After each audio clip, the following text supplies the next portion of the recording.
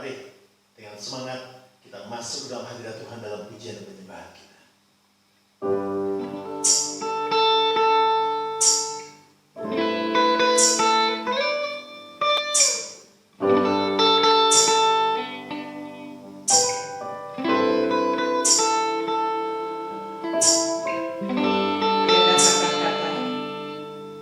Tiada bisa yang kami ungkapkan selain kami memuji dan menyembah kepada saat ini.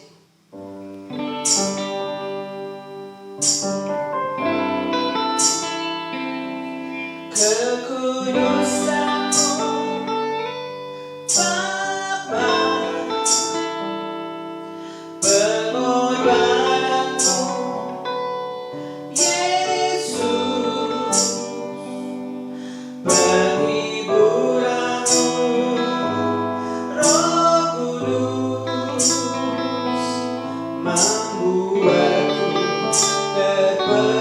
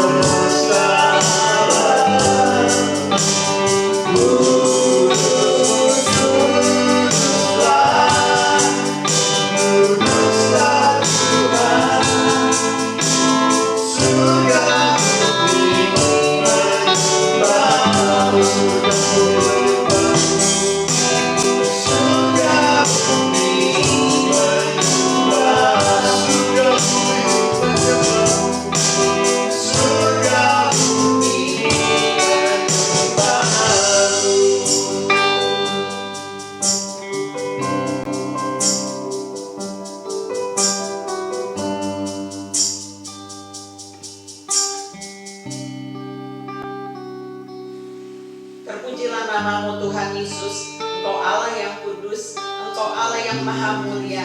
Biarlah kehidupan kami boleh senantiasa memuliakan nama Tuhan. Terima kasih Tuhan, Engkau luar biasa dalam kehidupan kami. Terima kasih untuk pengorbananmu Tuhan Yesus, dan terima kasih untuk penghiburanmu Roh Kudus.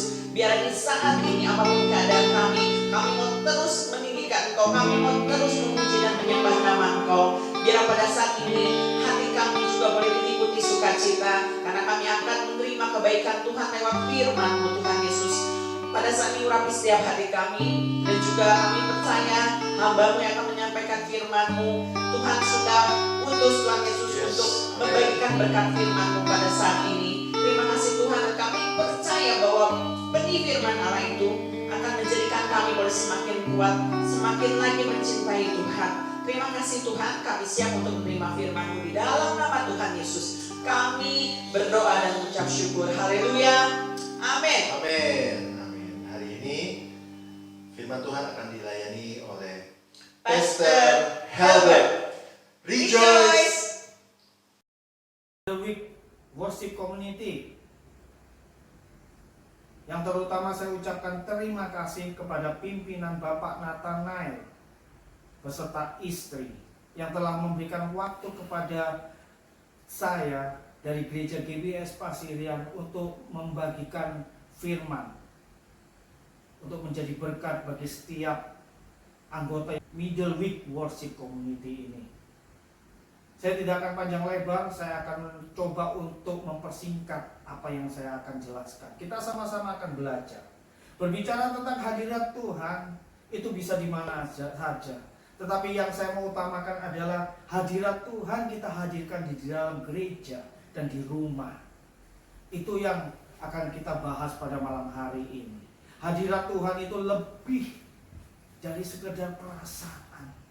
Dan hadirat Allah adalah suatu komitmen yang Tuhan mau hadirkan bagi setiap anak-anak Tuhan. Setiap orang-orang yang mengaku bahwa kita adalah anak-anaknya. Tuhan tidak ingin hanya ingin membawa setiap kita ke surga pada suatu hari nanti. Tetapi Tuhan juga rindu ingin menghadirkan suasana surga itu hadir di dalam kehidupan kita. Ketika kita berdoa, ketika kita memuji Tuhan, ketika kita melayani Tuhan, ketika kita menyembah, ketika kita mendengarkan firman Tuhan, Tuhan ingin menghadirkan suasana surga itu di dalam kehidupan kita sehari-hari. Baik di dalam pekerjaan, di dalam keluarga kita, di dalam pelayanan kita, di dalam setiap aktivitas kita. Hadirat Tuhan di rumah, saya mau katakan, begitu rindunya hati Musa akan hadirat Allah untuk hadir, untuk berbicara antara anak dengan bapa. Sehingga dia tidak mau, Musa tidak mau tanpa perjanjian jika Tuhan tidak ada di sana bersamanya. Tidak mau kalau Musa atau Tuhan tidak hadir bersama-sama mereka di tanah perjanjian yang telah Tuhan janjikan. Bapak Ibu Saudara bisa menyimak membaca Keluaran 33 ayat 1 sampai habis, di mana Tuhan perintahkan untuk berangkat dulu ke tanah Kanaan. Saya menganggap bahwa bahwa hadirat Tuhan itu adalah sesosok pribadi yang melebihi dari segala sesuatu. Saya katakan ketika kita menginginkan hadirat Tuhan itu hadir di dalam kehidupan kita, kita harus memberikan segala sesuatunya hanya untuk kepada Tuhan. Tuhan tidak mau ada hati-hati yang kosong itu untuk tempat yang lain. Tetapi apa? Segala sesuatu yang ada di dalam kehidupan kita, yaitu hati kita, sikap hati kita itu untuk diberikan kepada Tuhan, untuk sujud menyembah di bawah kaki Tuhan, sehingga kita akan merasakan hadirat itu dalam ketenangan, kemuliaan, kedamaian, sukacita. Ketika kita ingin menjalin hubungan dengan Tuhan, saya katakan sekali lagi, jangan setengah-setengah untuk mengikut Tuhan. Berikan sepenuhnya kepada Tuhan. Segala sesuatu yang ada di dalam kehidupan kita, serahkan kepada Tuhan. Tantangan, rintangan, cobaan, godaan, baik itu di dalam pekerjaan, pelayanan, serahkan segala sesuatu itu kepada Tuhan. Undang hadir Tuhan ke dalam kehidupan kita, sehingga kita akan dicurahkan roh hikmat dan kemuliaan. Di dalam kehadiran Tuhan itu menimbulkan sifat-sifat yang sangat luar biasa. Ada 3 hal sifat hadirat Tuhan yang akan kita rasakan, yaitu apa? Hadirat Tuhan itu bisa menghibur kehidupan kita. Menghibur ketika hadirat Tuhan ada di dalam kehidupan kita. Tantangan, masalah, rintangan, pencobaan, pergumulan hidup kita, di dalam pekerjaan, pelayanan, apapun itu, ketika hadirat Tuhan hadir, semua masalah itu akan bersinar. Saya katakan, apapun yang kita hadapi akan tetap ada. Tetapi apa? Ketenangan, kenyamanan, sukacita itu masuk di dalam untuk memenuhi kehidupan kita.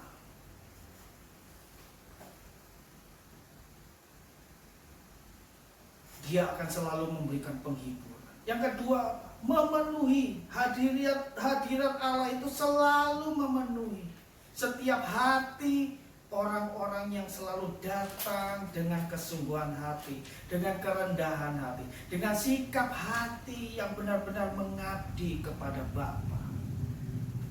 Jadi apapun perkara yang kita lakukan, apapun yang perkara yang kita hadapi, Tuhan akan memberikan jalan keluar. Yang ketiga, sifat hadirat Tuhan adalah menggairahkan. Orang yang masuk ke hadirat Tuhan, ketika kita masuk di dalam hadirat, yang akan kita rasakan damai. Kita akan dipenuhi dengan apa? Hikmat dan kemuliaannya. Itulah sebabnya kita semakin bijaksana sesuai, seusai masuk ke hadirat Tuhan. Kalau tadi saya berkata hadirat Tuhan di rumah, hadirat Tuhan di gereja, Keluaran 33 ayat 18 sampai 23. Bapak Ibu tetap menyimak, saya akan membacakan untuk Bapak Ibu. Tetapi jawabnya, perlihatkanlah kiranya kemuliaanmu kepadaku. 19. Tetapi firman-Nya, aku akan melewatkan segenap kegemilanganku dari depanmu dan menyerukan nama Tuhan di depanmu. Aku akan memberi kasih karunia kepada siapa yang kuberi kasih karunia, dan mengasihani siapa yang kukasihani. 20. Lagi firman-Nya, engkau tidak tahan memandang wajahku, sebab tidak ada orang yang memandang aku dapat hidup. 21.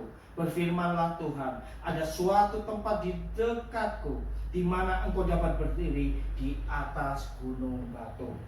Di atas gunung batu apa? Batu gunung, batu karang yang teguh.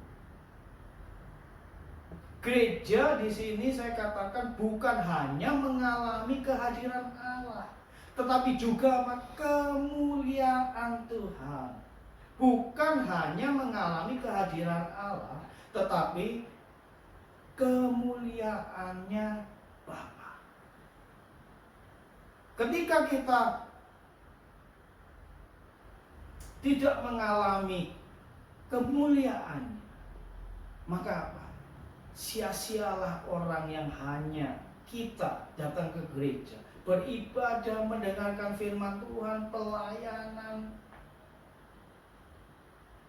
Jikalau tidak mau membangun hubungan pribadi dengan Tuhan secara sungguh-sungguh. Gereja bukanlah hadirat Allah. Saya katakan sekali lagi, gereja bukanlah hadirat Allah. Tetapi apa? Gereja harus mengundang dan menyalurkan hadiratnya. Ketika kita mengundang hadirat Tuhan turun dalam kehidupan kita, dan kita impartasikan, kita salurkan kepada sesama. Gereja adalah tempat yang dekat dengan Tuhan.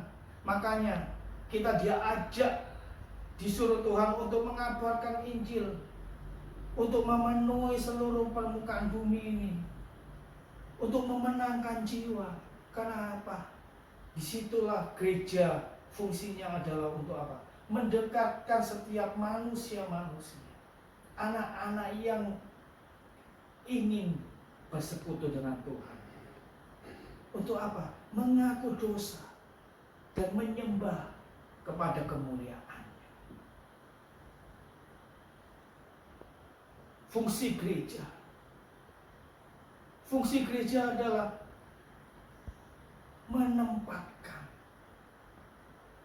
menempatkan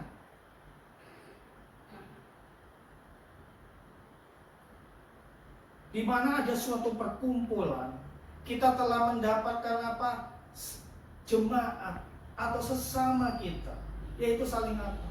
Membangun, mengajar, membimbing, menuntun. Itulah tugas gereja di dalam penempatan.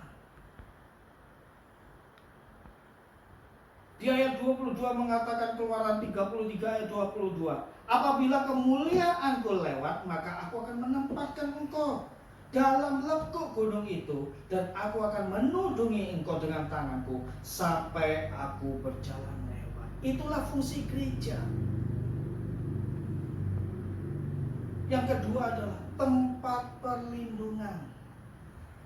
Saya katakan di mana tempat perlindungan, yaitu gereja mengumpulkan orang-orang yang berdosa. Bukan hanya cuma orang-orang yang benar, tetapi orang-orang yang berdosa. Di sini bukan saya menganjurkan untuk mengumpulkan orang-orang berdosa untuk menutupi segala dosa aib mereka. Tetapi apa? Membawa mereka, mengajar mereka, menuntun mereka, menyadarkan mereka untuk datang dan mengakui di hadapan Tuhan. Diperbaiki. Gereja adalah bengkel. Fungsi gereja adalah apa? Kita saling belajar, menjaga, dan takut akan Allah. Fungsi gereja yang ketiga, yang terakhir, adalah pewahyuan. Di ayat 23 ini ayat yang sangat unik. Keluaran 33 ayat 23. Kemudian aku, yaitu Tuhan, akan menarik tanganku, dan engkau akan melihat belakangku, tetapi wajahku tidak akan kelihatan. Contohnya begini. Ketika saya khotbah pada hari ini kepada Bapak Ibu Saudara yang mendengarkan di worship, community worship ini,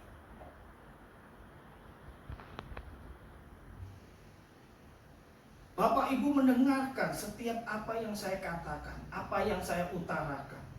Tetapi dengarkan baik-baik. Rema dan aplikasi yang kita terima dari setiap individu di rumah saat ini akan berbeda tangkapan Bapak Ibu Saudara. Tuhan memberikan kita wahyu di hati kita, yaitu secara spesifik bagi setiap domba-domba, setiap kita sebagai yang mengaku anak-anak Tuhan. Dan juga apa? Visi misi di dalam apa? Pekerjaan kita, keluarga kita, pelayanan kita. Sehingga apa? Ketika kita melakukan segala sesuatu, sikap hati kita hanya kepada Tuhan, maka hadirat Tuhan itu akan memenuhi, akan memberikan perlindungan, akan menghibur, akan menggairahkan kehidupan kita. Baik, itu aja yang bisa saya sampaikan. Kiranya ini dapat menjadi berkat bagi setiap Bapak Ibu yang mendengarkan pada hari ini. Saya akan berdoa, Tuhan, apapun yang jemaat-Mu kan dengarkan, rekan-rekan kami mendengarkan di Middle Week Worship Community ini, Tuhan, urapan-Mu, hikmat-Mu, kemuliaan-Mu turun atas kehidupan mereka pada saat ini, Tuhan. Engkau menjamah, Engkau memberikan gairah, Engkau memberikan kuasa, Engkau memberikan ketenangan, Engkau memberikan penghiburan, Engkau memberikan sukacita. Kuasa surga turun atas kehidupan kami. Hadirat-Mu turun sehingga memenuhi setiap segala hati yang kosong yang ada di dalam kehidupan kami. Hamba-Mu berhenti, Engkau tetap beracara, Engkau tetap berbicara dalam kehidupan kami pribadi lepas pribadi. Terima kasih Tuhan, ampuni hamba-Mu kalau masih ada yang kurang Bapa, yang belum sempurna, tetapi Engkau yang menyempurnakan setiap apa yang hamba-Mu sampaikan. Hanya di dalam nama Tuhan Yesus Kristus kami berdoa dan mengucap syukur. Haleluya. Amin.